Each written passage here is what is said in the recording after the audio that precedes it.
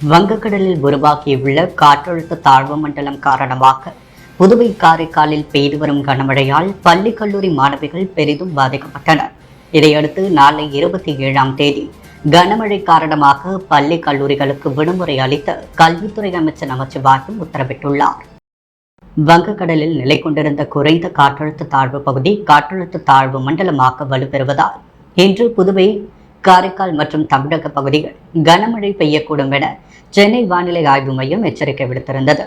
அதன்படி இன்று காலை முதல் புதுவையில் முதலியார்பேட்டை, முத்தியால்பேட்டை, லாஸ்பேட், ரெட்டியார்பாளையம், மூலக்குளம் உள்ளிட்ட நகர பகுதிகள், வில்லியனூர், பாகூர், திருக்கனூர், மதகடிப்பட்டு உள்ளிட்ட கிராம பகுதிகள் என புதுவை மாநிலம் முழுவதும் பரவலாக கனமழை பெய்து வருகிறது.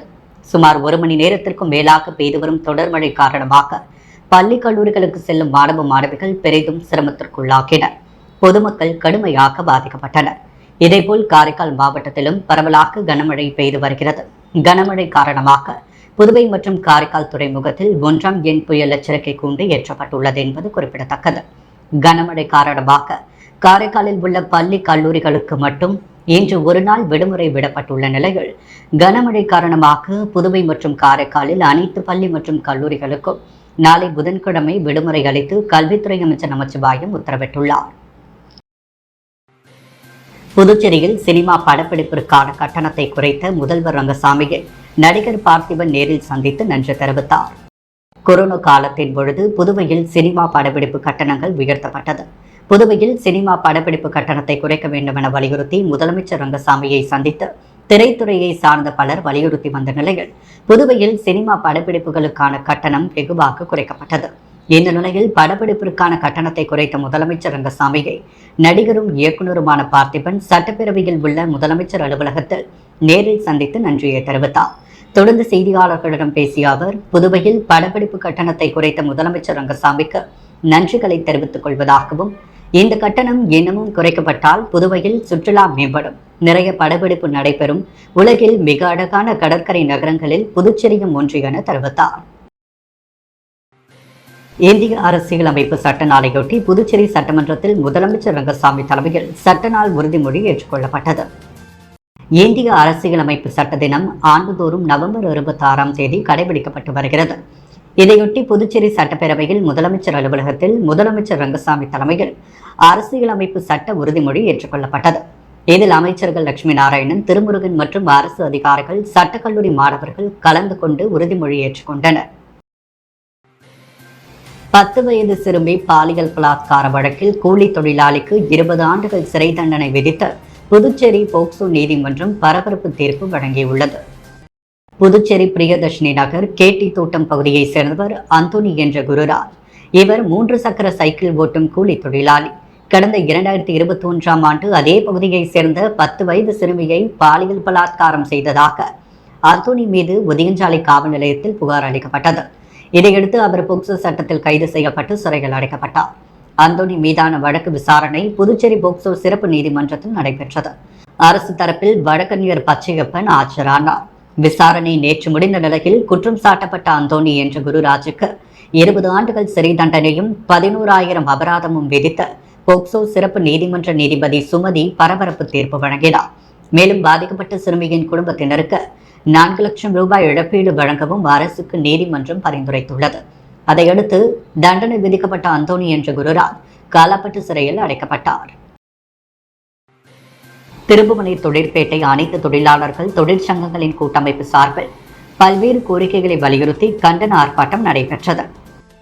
புதுச்சேரி திருபுவனை பிரைட் பிரதர்ஸ் நிர்வாகத்தில் சட்டத்திற்கு புறம்பாக செய்யப்பட்ட பணியிட மாற்றத்தை உடனடியாக ரத்து செய்ய கோரியும், அதனையொட்டி தற்காலிக பணி நீக்கம் செய்யப்பட்ட தொழிலாளர்களை உடனே பணிக்கு அனுமதிக்க வேண்டும் என தொழிலாளர்கள் மீது கிடைத்து வரும் தொழிலாளர் விரோத போக்கை நிறுத்தி ஊதிய உயர்வு பேச்சுவார்த்தை துவங்க வேண்டும் என்ற கோரிக்கைகளை முன்வைத்து திருபுவனை தொழிற்பேட்டை அனைத்து தொழிலாளர் தொழிற்சங்கங்களின் கூட்டமைப்பு சார்பில் திருவண்டார்கோவில் பேருந்து நிறுத்தம் அருகில் கண்டன ஆர்ப்பாட்டம் நடத்தப்பட்டது.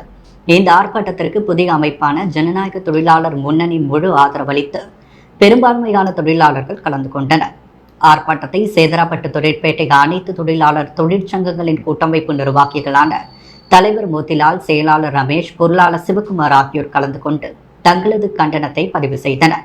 மேலும் இந்த கண்டன ஆர்ப்பாட்டம் எதற்காக நடத்தப்படுகிறது, தொழிற்சாலையில் எப்படிப்பட்ட தொழிலாளர் விரோத நடவடிக்கைகளை கடைபிடித்து வருகின்றனர் என்பதை பற்றியும் திருபுவனை தொழிற்பேட்டையில் நடைபெறும் அவலங்களையும் விளக்கி கண்டன உரை நிகழ்த்தினர். புதிய ஜனநாயக தொழிலாளர் மாநில செயலாளர் மகேந்திரன், இப்போராட்டமானது ஆரம்பம் மட்டுமே. பிரச்சனையை தொழிற்சங்கத்தை அழைத்து சுமூக பேச்சுவார்த்தை மேற்கொண்டு முடிவு காண வேண்டும் என்றும், இல்லையெனில் பிரைட் நிர்வாகத்தை முற்றுகையிடுவோம் என எச்சரிக்கை செய்து கண்டன முழக்கமிட்டனர்.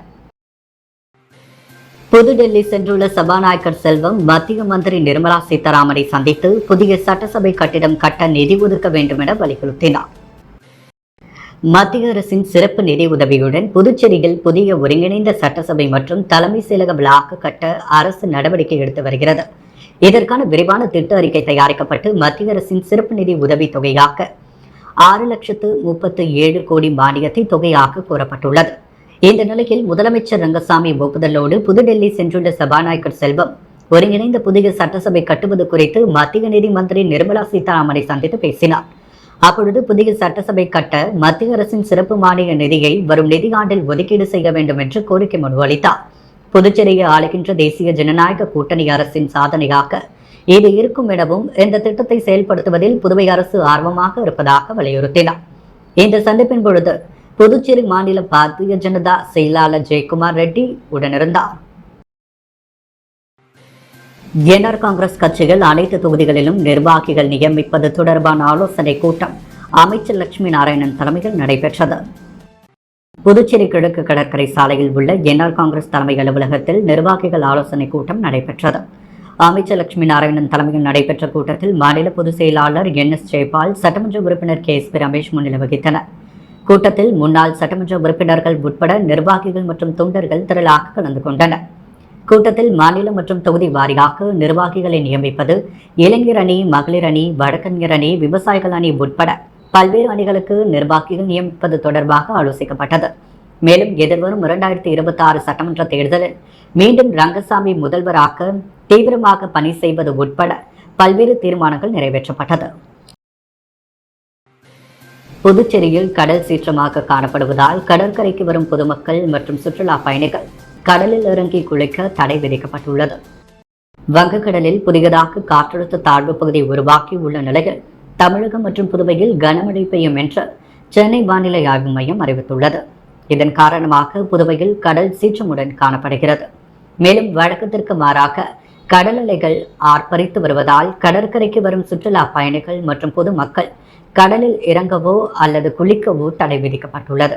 கடற்கரைக்கு வரும் பொதுமக்கள் அங்கிருந்து திருப்பி அனுப்பப்பட்டு வருகின்றனர். மேலும் கடற்கரையில் போலீசார் பாதுகாப்பு பணியிலும் ஈடுபடுத்தப்பட்டு வருகின்றனர். தொடர்ந்து கடல் அலைகள் சீற்றமுடன் காணப்படுவதாலும் கடற்கரைக்கு வரும் பொதுமக்கள் திருப்பி அனுப்பப்படுவதால் கடற்கரை ஆட்கள் நடமின்றி வெறிச்சோடி காணப்படுகிறது. மேலும் பழைய துறைமுக வளாகத்தில் 1ஆம் எண் புயல் எச்சரிக்கை கூண்டு ஏற்றப்பட்டுள்ளது. கடல் சீற்றமுடன் காணப்படுவதால் மீனவர்கள் கடலுக்குள் செல்ல வேண்டாம் என்று வானிலை ஆய்வு மையம் அறிவித்துள்ள நிலையில் மீனவர்களின் படகுகள் தேங்காய்த்திட்டு துறைமுகத்தில் பாதுகாப்பாக நிறுத்தப்பட்டுள்ளது. புதுச்சேரி காந்தி வீதியில் உள்ள ஃபியூச்சர் ஆட்டோமொபைல்ஸில் 101வது பேட்டரி ஆட்டோ அறிமுக விழா நடைபெற்றது. புதுச்சேரி ரயில் நிலையம் அருகே காந்தி வீதியில் அமைந்துள்ள ஃபியூச்சர் ஆட்டோமொபைல்ஸின் 101வது ஆட்டோ அறிமுக விழா நடைபெற்றது.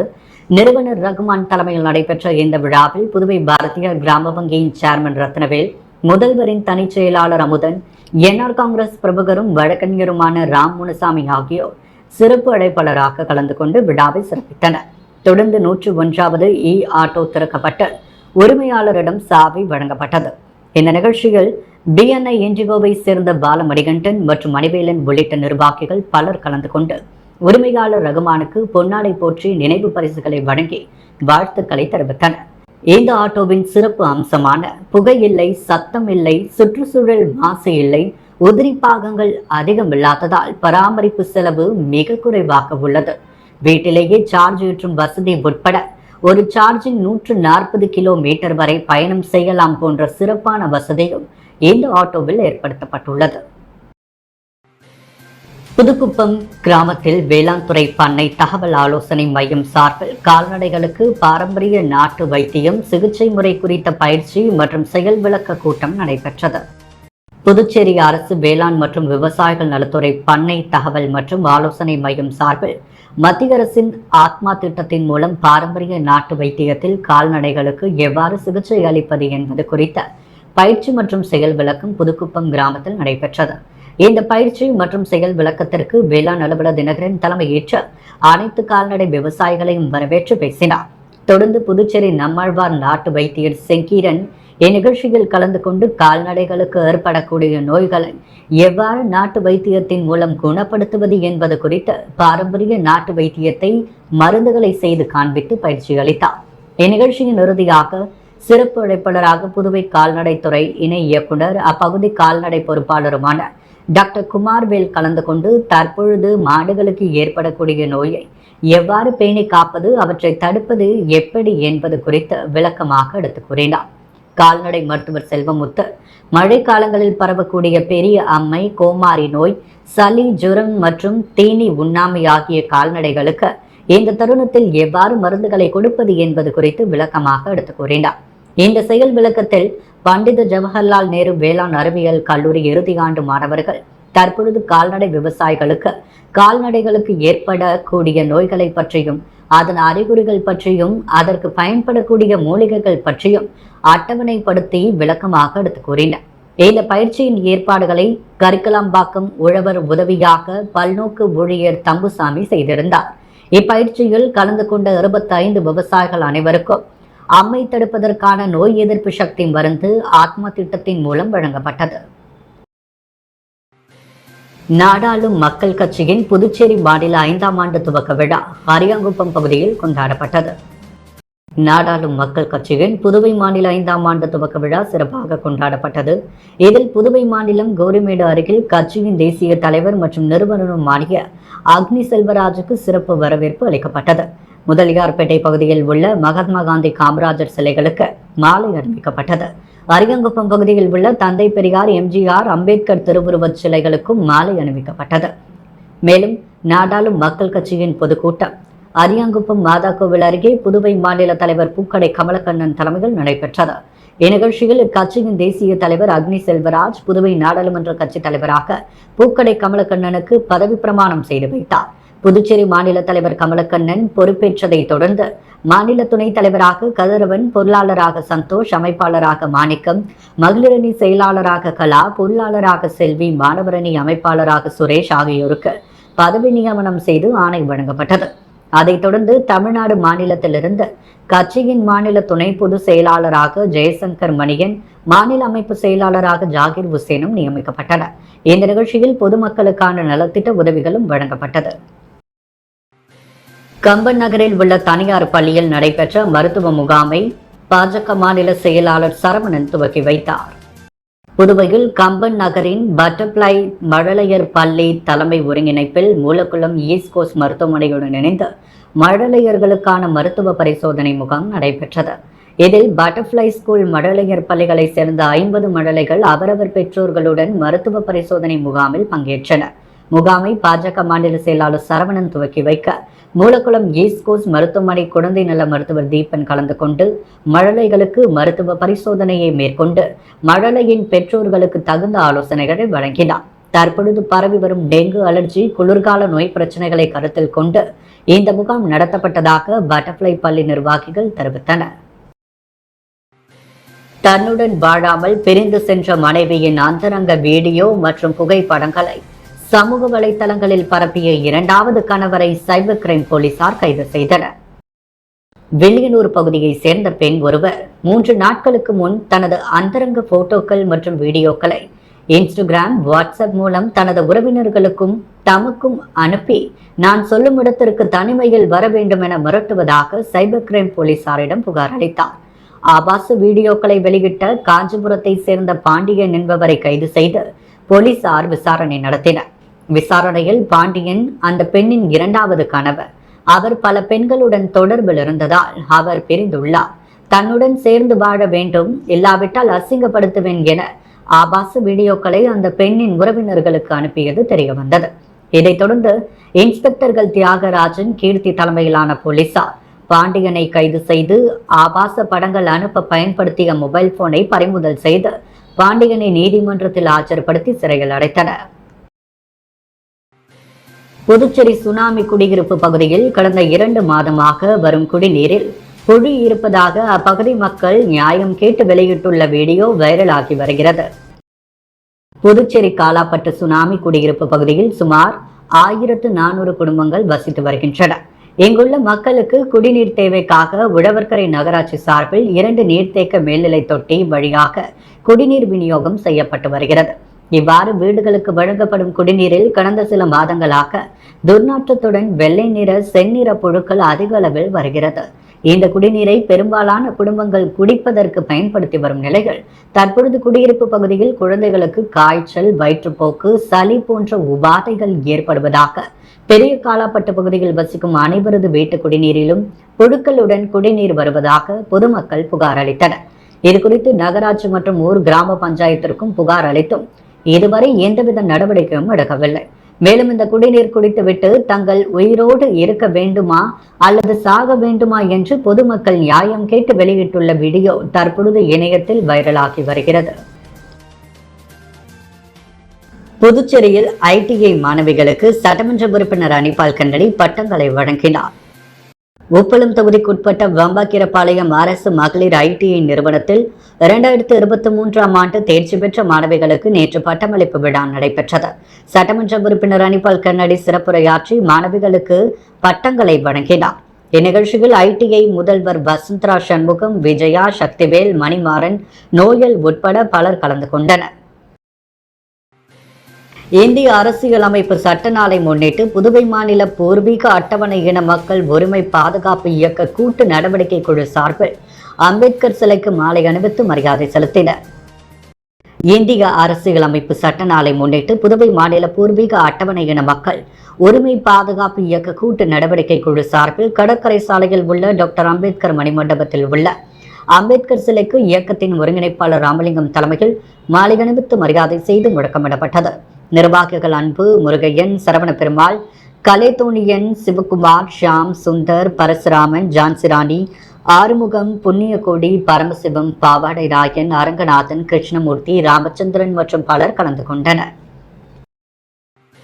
திருவள்ளுவர் அரசு பெண்கள் மேல்நிலைப் பள்ளியில் பண்பாட்டு ஒருமைப்பாட்டு நாள் விழா கொண்டாடப்பட்டது. புதுச்சேரி பள்ளி கல்வி இயக்கம் மற்றும் திருவள்ளுவர் அரசு பெண்கள் மேல்நிலைப் பள்ளியும் இணைந்து பண்பாட்டு ஒருமைப்பாட்டு நாள் விழாவினை திருவள்ளுவர் அரசு பெண்கள் மேல்நிலைப் பள்ளியில் நடத்தியது. இந்நிகழ்ச்சியில் பள்ளியின் தாவரவியல் விரிவுரையாளர் அருணகிரி வரவேற்றார். பள்ளியின் தமிழ் விரிவுரையாளர் கலைவாணி பாண்டியன் பண்பாட்டு ஒருமைப்பாடு விழா குறித்து நோக்குரையாற்றினார். பள்ளியின் துணை முதல்வர் கலிங்கமூர்த்தி தலைமையுரையாற்றி பல்வேறு போட்டிகளில் வெற்றி பெற்ற மாணவிகளுக்கு பரிசுகளை வழங்கி பாராட்டினார். புதுச்சேரி பகுதியைச் சேர்ந்த பல்வேறு அரசு பள்ளிகளில் பயிலும் மாணவிகள் தனி நடனம், குழு நடனம், தனிப்பாடல், குழு பாடல் போட்டிகளில் பங்கேற்று தங்களின் தனித்திறன்களை வெளிப்படுத்தினர். போட்டிகளில் வெற்றி பெற்ற மாணவிகளுக்கு பள்ளியின் துணை முதல்வர் வெற்றி சான்றிதழும் நினைவு கேடயமும் வழங்கி பாராட்டினார். பாரதியார் பல்கலைக்கூடத்தின் உதவி பேராசிரியர்கள் முனைவர் அன்னமணி, முனைவர் மகாலட்சுமி கௌமாரி, முனைவர் பத்மபிரியா, முனைவர் சண்முக சுந்தரி ஆகியோர் நடுவர்களாக செயலாற்றினர். பள்ளியின் பட்டதாரி ஆசிரியர் ஜீவிதா நன்றி கூற விழாவிற்கான ஏற்பாடுகளை பள்ளியின் கணித விரிவுரையாளர் விஜயலட்சுமி, வேதியியல் விரிவுரையாளர் ரங்கநாயகி, வணிகவியல் விரிவுரையாளர்கள் தீர்க்கசுபா, லோயக்க நாயகி, உடற்கல்வி ஆசிரியர் கணபதி விவேகானந்தன், பள்ளியின் விரிவுரையாளர் பட்டதாரி ஆசிரியர்கள், உடற்கல்வி விரிவுரையாளர், உடற்கல்வி ஆசிரியர், நூலக ஆசிரியர், அலுவலக ஊழியர்கள் மேற்கொண்டனர். தமிழ்தாய் வாழ்த்துடன் துவங்கிய நிகழ்ச்சி நாட்டுப்பண்ணுடன் நிறைவு பெற்றது. புதுச்சேரி ஸ்ரீ வாசவி கன்னிகா பரமேஸ்வரி அம்மன் ஆலயத்தில் சோமவார பூஜை மகிழா சங்க தலைவி சத்யா ரமேஷ் பாபு தலைமையில் நடைபெற்றது. புதுவை காமாட்சி அம்மன் கோவில் வீதியில் அமைந்துள்ள ஸ்ரீ வாசவி கன்னிகா பரமேஸ்வரி அம்மன் ஆலயத்தில் சோமவார பூஜை விழா வெகு சிறப்பாக நடைபெற்றது. பூஜையில் மகிழா சங்க தலைவி சத்யா ரமேஷ் பாபு முன்னிலையில் நடைபெற்ற விழாவில் கமிட்டி உறுப்பினர்கள் முன்னிலையில் சிறப்பாக நடைபெற்றது. இந்நிகழ்ச்சியில் திரளான பக்தர்கள் கலந்து கொண்டு அம்மனின் அருளை பெற்றனர். மக்கள் சேவகரும் ஆன்மீக பாலருமான சரவணின் பிறந்தநாள் விழா கேக் வெட்டி நலத்திட்ட உதவிகள் வழங்கி கொண்டாடப்பட்டது. அரியங்குப்பம் பகுதியைச் சேர்ந்த ஆன்மீக பாலரும் தொழிலதிபருமான சரவணன் பிறந்த நாளை முன்னிட்டு அரியங்குப்பம் பகுதியில் சிறப்பாக பிறந்தநாள் விழா கொண்டாடப்பட்டது. தொழிலதிபர் பாலை என்கின்ற தனசேகர், பொதுப்பணித்துறை ஒப்பந்ததாரர் சந்திரமோகன், ராமலிங்கம், சுந்தரமூர்த்தி, மாநில கம்யூனிஸ்ட் கட்சி நிர்வாகி கீதநாதன், திமுக பொதுக்குழு உறுப்பினர் சண்முகம், கோபாலகிருஷ்ணன், அறிவழகன், அழகானந்தம் ஆகியோர் தலைமையில் கேக் வெட்டி மாலை அணிவித்து பொன்னாடை போர்த்தி பிறந்தநாள் விழா கொண்டாடப்பட்டது. இந்த நிகழ்ச்சியில் சிறப்பு விருந்தினராக முன்னாள் அரசு கொறடா அனந்தராமன், வட்டார காங்கிரஸ் தலைவர் ஐயப்பன், காங்கிரஸ் மாநில செயற்குழு உறுப்பினர் விஜயலட்சுமி, ஜெயமூர்த்தி, காங்கிரஸ் தெற்கு மாவட்ட தலைவர் குருமூர்த்தி, கிருஷ்ணமூர்த்தி உள்ளிட்ட ஏராளமான அனைத்து கட்சி நிர்வாகிகள், ஊர் பொதுமக்கள், இளைஞர்கள் பலர் கலந்து கொண்டு சால்வை அணிவித்து தங்களது வாழ்த்துக்களை தெரிவித்துக் கொண்டனர். உருவையாறு கிராமத்தில் நெற்பயிர்க்கான மேம்படுத்தப்பட்ட சாகுபடி முறைகள் குறித்த பயிற்சி முகாம் நடைபெற்றது. நெற்பயிர்க்கான மேம்படுத்தப்பட்ட சாகுபடி முறைகள் குறித்த பயிற்சி முகாம் புதுவை அரசு வில்லியனூரின் வேளாண் மற்றும் விவசாயிகள் நலத்துறை, ஆத்மா, பண்ணை தகவல் மற்றும் ஆலோசனை மையம் சார்பில் நெற்பயிர்க்கான மேம்படுத்தப்பட்ட சாகுபடி முறைகள் குறித்த பயிற்சி முகாம் உருவையாறு சாய்பாபா கோவிலில் நடைபெற்றது. இந்நிகழ்ச்சியில் வில்லியனூர் வேளாண் அலுவலர் உமாராணி வரவேற்புரையாற்ற, திருக்காஞ்சி வேளாண் அலுவலர் தினகரன், அரியூர் வேளாண் அலுவலர் சத்தியன் ஆகியோர் வாழ்த்துரை வழங்கினர். துணை திட்ட இயக்குநர் கலைசெல்வி இந்த பயிற்சியின் நோக்கு உரையாற்றினார். வில்லியனூர் கோட்ட வேளாண் துணை இயக்குநர் அமர்ஜோதி துவக்க மற்றும் தலைமை உரையாற்றினார். இந்நிகழ்ச்சியில் தொழில்நுட்ப உரையாற்ற காரைக்கால் பண்டித ஜவஹர்லால் நேரு வேளாண் கல்லூரி மற்றும் ஆராய்ச்சி நிலையத்தின் தலைவர் மற்றும் பேராசிரியர் முனைவர் மோகன் நெற்பயிருக்கான மேம்படுத்தப்பட்ட சாகுபடி முறைகள் குறித்து தெளிவாக எடுத்துரைத்து விவசாயிகளுக்கான சந்தேகங்களை நிவர்த்தி செய்தார். இந்நிகழ்ச்சியில் வில்லியனூர் உழவர் உதவியத்திற்கு உட்பட்ட பண்டித ஜவஹர்லால் நேரு வேளாண் கல்லூரி மற்றும் ஆராய்ச்சி நிறுவனத்திலிருந்து ஊரக மேலாண்மை பணி அனுபவ பயிற்சியை மேற்கொள்ளும் இறுதியாண்டு மாணவிகள் சூன்ய ஆற்றல் குளிரூட்டும் அறையை பற்றி செயல் விளக்கம் நடத்தினர். அதாவது சூன்ய ஆற்றல் குளிர் அறை என்பதன் விளக்கங்களை, குறிப்பாக மின்சார வசதி இல்லாத கிராமப்புற பகுதிகளில் பயன்படும் குளிரூட்டும் அறையின் பயன்கள் மற்றும் அதனால் விவசாயிகள் அடையக்கூடிய பலன்களை பற்றி எடுத்துரைத்தனர். இது விவசாயிகளுக்கு மிகவும் உபயோகமாக இருந்தது. இந்த நிகழ்ச்சியில் வில்லியனூர், திருக்காஞ்சி, உதயம்பட்டு, அரியூர் உழவர் உதவியத்திற்கு உட்பட்ட 50க்கும் மேற்பட்ட விவசாயிகள் கலந்து கொண்டு பயனடைந்தனர். மேலும் காரைக்கால் நிகழ்ச்சிக்கான ஏற்பாடுகளை வில்லியனூர் உதவி வேளாண் அலுவலர் தமிழ்ச்செல்வன் மற்றும் ஆத்ம திட்ட மேலாளர் ரமேஷ் மற்றும் வில்லியனூர் உழவர் உதவியக கண்காணிப்பாளர்கள் செய்திருந்தனர். புதுவையின் அன்றாட நிகழ்வுகளை காண பாண்டி ஹெட்லைன்ஸ் யூடியூப் சேனலை சப்ஸ்கிரைப் பண்ணுங்க. தொடர்ந்து எங்களுடன் இணைந்திருக்க பக்கத்தில் உள்ள பெல் பட்டனை பிரஸ் பண்ணுங்க, லைக் பண்ணுங்க, ஷேர் பண்ணுங்க. என்றும் உங்களுடன் பாண்டி ஹெட்லைன்ஸ்.